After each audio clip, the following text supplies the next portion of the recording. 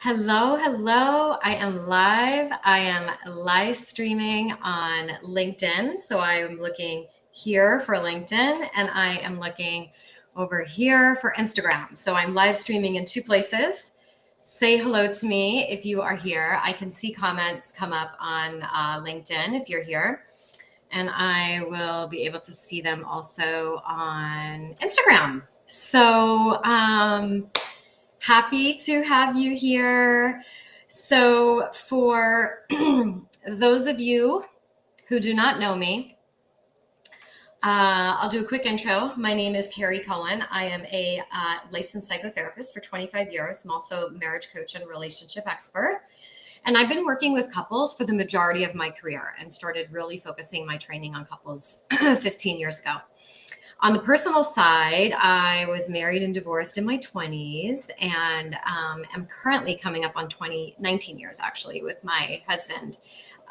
In about 3 weeks, we will celebrate our 19th anniversary. And now I work with couples all over the globe, helping them repair and rebuild their marriages to get back to their honeymoon stage, but actually even better. So today I'm going to be talking about trust and commitment, which is the first of 4 pillars in having a strong marriage. So this is sort of how I define the foundational work for couples. So I'm going to talk about one pillar. So I want you to just sort of I want you to imagine a table with 4 legs. And so we've got the 4 legs support the table, and the 4 legs are the 4 pillars. So we've got trust is one pillar. Communication is another pillar, which includes conflict resolution. Friendship is another pillar, which includes play. And love and intimacy is another pillar. So we want the 4 pillars or the 4 legs to be really strong so that as we go through life and we start to pile on top of the table, we can actually have really strong pillars to hold what we're putting on the table. Some of that is just life, responsibility, and some of that are going to be things like loss or aging parents or dying parents, or when you have a child and you're co-parenting. So the 4 legs need to be really sturdy. So today I'm going to be talking about how to build and or restore trust, and what are the implications that commitment has for trust. So, all right, let's start off with this first statement. And I want you to take this in. Trust is the oxygen the relationship needs to breathe and live. So without trust, it will actually start to wither and fade away. So keep that in mind. Trust is the oxygen the relationship needs to breathe and to live. I find that to be just so critical. So how does trust develop? Let me give you a short story of how trust developed in my relationship with my husband. We met at work, and we actually were co-partners in a group. We were actually co-facilitating men's groups in the foster care system. It was a male-female co-facilitator model. And we had a really great supervisor who really helped us. When you're co-facilitating groups, the 2 facilitators really need to be in sync. You need to have a good synergy and a good vibe. So we had a really great supervisor who was doing a lot of facilitating of our dynamic. But my husband and I, then just my coworker and I, we spent a lot of time together. We spent a lot of time talking, a lot of time sharing, a lot of time talking about our history, talking about kind of what our future holds. So we developed a really deep friendship without the sexual politics of getting to know each other in a relationship. And over time, that's really one way that you build trust in a relationship is by spending time having conversations, deep conversations, meaningful conversations, sharing yourself, who you are, where you come from, which you sort of stand for, what your dreams are, what your hopes are. So that it sort of weaves its way through the relationship throughout the entire experience you're having together. So when we think about trust, though, I'm going to give you some other examples of how trust gets built, but really that's the first, is really getting to know each other. And the ability to know and be known is critical in relationships, particularly in marriages. So I want you to think about what is trust and what it means for you. And at the end of this live stream in the comments, I'm actually going to add some prompts for you to work through on your own. You could share them with your partner. You guys could do it together, or you could do it on your own, but it's something that I do with the couples that I work with. I do a lot of prompts with them because I really want couples to start to really think and get the juices flowing. So what is trust? What does it mean? What does it mean to you? Not all partners have the same definition of trust, so I want you to think about that. And are you someone I can count on? So that's also part of trust. Can I count on you? Can I rely on you? Can I rely on you to fall back on if I'm feeling wobbly? Are you loyal? Are you someone who's loyal? Are you consistent? Or do you say one thing and do another?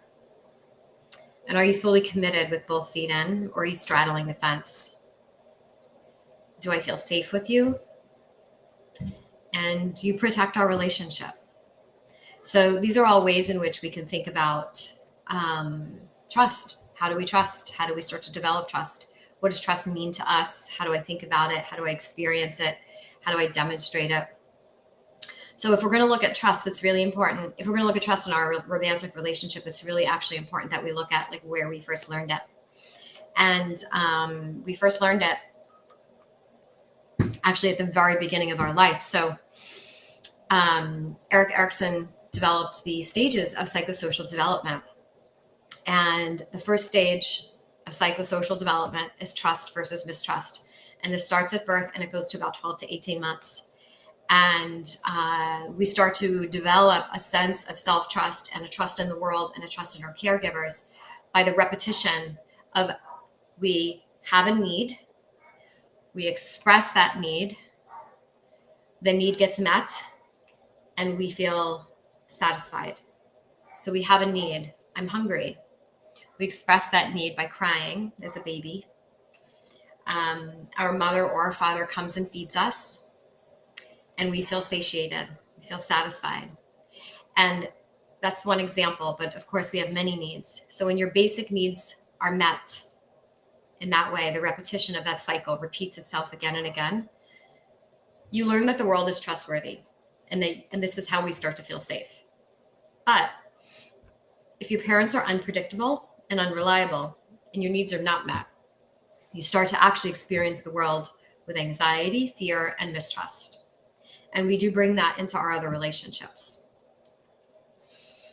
So I want you to think about what you actually learned about trust growing up in your family, because that is really what we bring that shapes how we begin to think about our relationships and the trust that we carry with us. So if you came from a family of divorce, you're going to have a different experience from someone who didn't. So unless you do a lot of work on it.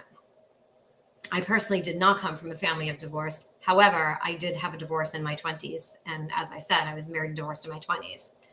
That impacted me in other ways. It didn't impact me in terms of trust in a relationship.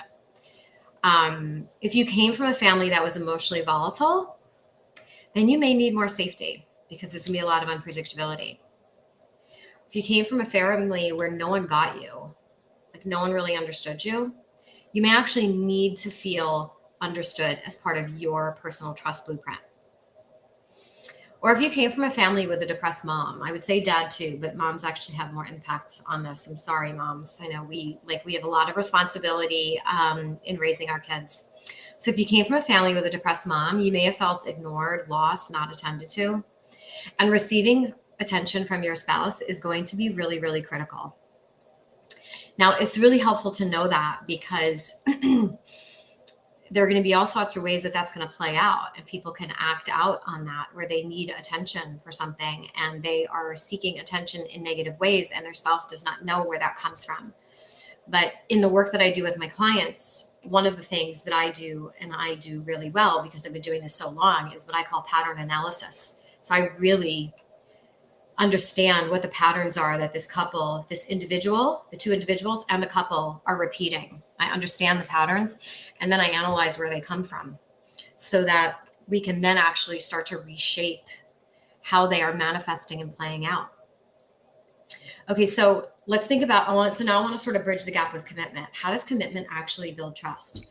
So let's think about this. Commitment is a choice. Trust is not a choice.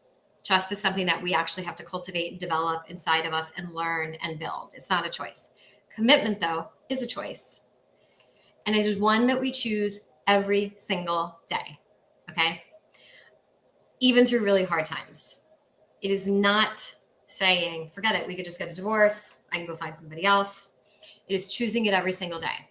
It's putting all your eggs in one basket, right? All of them. Now, I work with a lot of millennials, and they really have a hard time putting all their eggs in one basket. And I'm going to talk a little bit more about some of these dynamics that they actually manifest, and it's really challenge. They don't want to put all their eggs in one basket just in case. They want to sort of hold out just a little bit just in case. So again, commitment then is making the choice to put all your eggs in one basket. No straddling the fence, no 1 foot in, 1 foot out. It is accepting your partner exactly how they are, all their flaws, all their quirks. When you love someone and you are committed to them, the good outweighs the bad. But again, this is a choice. So it's like, well, they don't cut their toenails, or they don't shave every day, or their breath smells or something, right? So look, if we're in a relationship and something's bothering us, generally speaking, we tell our partner they want to make it better because they want to please us and they want things to go well. But generally speaking, I would say that the good outweighs the bad when you make a decision to commit to someone and you have that trust. And so how do we demonstrate this? It's not enough to just say it, like say, I'm committed to you, I trust you. We actually have to be demonstrative in this, which is really important. So what this looks like, it's daily gestures that acknowledge your partner. It is not the big grand gestures like you pull through when something really big is happening. Like, that's great, but that is not how you build trust. It's small little gestures daily that build up, and they start to accumulate over time, and we start to fill our tank of trust and commitment. They make a joke and we laugh. They have a story to share. We put our phone down and we give them our attention and we listen. They want to tell us about the dream they had last night, even though we know it's not real, but we listen to the whole story, even if it takes 10 minutes. When you actively and intentionally make your relationship a priority, in these small moments, you are building trust and commitment. So, and you build it over time. There's also cherishing of your partner. They feel that you experience them as someone who's really precious to them, and you cherish them. And during stressful times, you turn toward each other rather than away. My historical MO was to withdraw, to turn away. I have a very self-sufficient, independent personality type, which is really challenging in relationships because it doesn't allow for a lot of dependency. And there is a healthy degree of dependency and independence in a relationship. And when you are someone who has a very self-sufficient, independent personality, you have a hard time with your dependency needs, as I did. So I've had to do a lot of work on that. So you turn toward each other, though. You utilize each other in a way that you wouldn't utilize other people, rather than turning away and just withdrawing into yourself. And then ultimately you start to create a wall around your couple.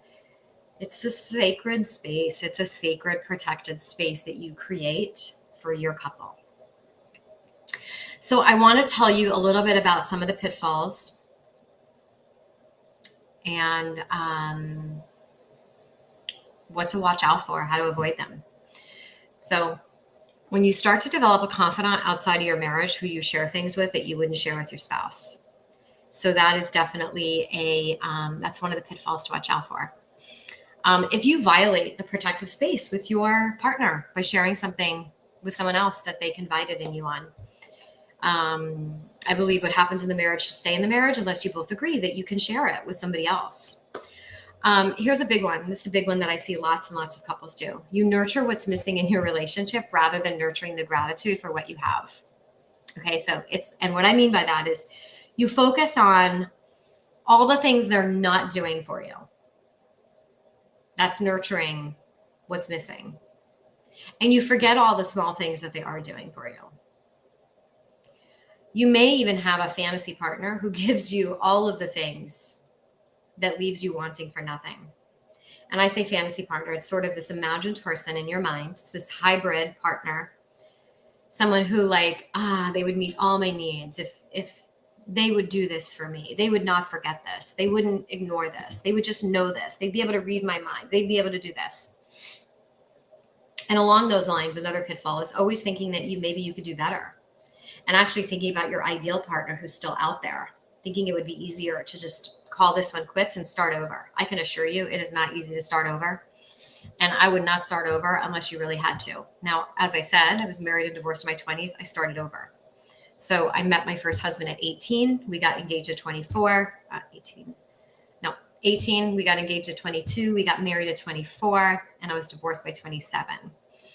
And it took a lot of strength. It took a lot of courage to move myself in that direction. Ultimately, we were not a match. That's sort of for another story. But it was not easy. And then I really had to do a lot of work on myself after that. But yes, always thinking you could do better, thinking your ideal partner is out there. And I could tell you, your ideal partner is right in front of you, barring any abuse in your relationship. Your ideal partner is right in front of you. And our ideal partner doesn't just appear. We actually cultivate the ideal relationship, which then brings to life the ideal partner. It's work. So people think it shouldn't be work, or they think if these things aren't working over here, then that means that there's somebody else for me. And I'm going to tell you that that's just not true. Or threaten to leave when things get hard. That's really, we really want to avoid that. We don't want to actually utter the divorce word, because once we insert it, now it's in the mix. Now it's in the discourse between us. We don't really want that to be part of our discourse. Remember, we don't want to have one foot in, one foot out. So some of the questions I like couples to, actually, I'm going to put those in the thing below, the comments below. Last thing I want to talk to you about is vulnerability and committing to a relationship. So being in a relationship means being vulnerable. And many people don't like to be vulnerable. When you choose your partner every single day and you choose them through all the hard times, it requires a certain level of vulnerability. That can be really, really scary for people. I get that. I've felt that myself personally. It's really, really scary to be vulnerable. But choosing your partner and choosing to commit to them every single day is a vulnerable act. And as the relationship progresses, people get more and more real. Right? We're all on our best behavior in the beginning. We're putting our best foot forward. We're on our best behavior. But as the relationship unfolds and evolves, you start to see who people really are. It's not that they're hiding. That's really a subconscious thing. But you start to see what people's fears are. And once you start to express all of who you are and your partner still loves you and they see the dark side of you, gosh, that is so validating. Like, I could show all of my faults and my flaws and my darkness, and you could still accept me and love me for who I am. How validating, like how comforting is that? And I would say to you, that's what we all want, ultimately. We might not say that consciously, but ultimately that's what we all want, to be truly accepted and embraced for who we are, all of who we are, the ugliness, the darkness, the flaws, all of it. And the more honest you could be with your partner, the more you get to experience the depth of that. It is actually what deepens your commitment and your love. And then it becomes a self-perpetuating cycle, which then makes it even easier to be more vulnerable. And the more vulnerable you are and the more you're accepted, the deeper your commitment and your love for each other. And the more vulnerable you could be. You could see, so it's self-perpetuating. So vulnerability also creates trust. And remember, trust is the oxygen that keeps our relationship alive. So I have 1, 2, 3, 4, 5. I've got like 6 prompts that I'm going to put in the comments below for you to work on with yourself or with your partner. And would love to hear from you. If you want to give me some comments in the below this, I'm going to save this. So on LinkedIn, this will be saved on my feed. Same on Instagram will be saved on my feed. So just let me know what you think. And currently, what I have going on, I have a couple of openings for some private work. This is for a couple or for someone who's an individual who wants to work on relationship dynamics. And in less than a month, I'm going to be putting something really big out, which I'm very excited about. So I'm not going to release any details about that yet, but I am working diligently behind the scenes to get that going. So feel free to send me a DM, send me an email. If you have any questions or anything comes up, I would love to hear from you. So everyone have a lovely, lovely day, and I will see you again next Wednesday. Just real quick, I forgot to mention this at the beginning, although I did put it in the post. I'm going to do this every Wednesday at 12:15 Eastern. There's one Wednesday I'm gone. I think it's August 30th I'm gone, so I will not do that week. But I'm going to focus on different topics every week, things that you will always get something to take away. So, all right, that's it. Everyone have a lovely Wednesday. Bye-bye.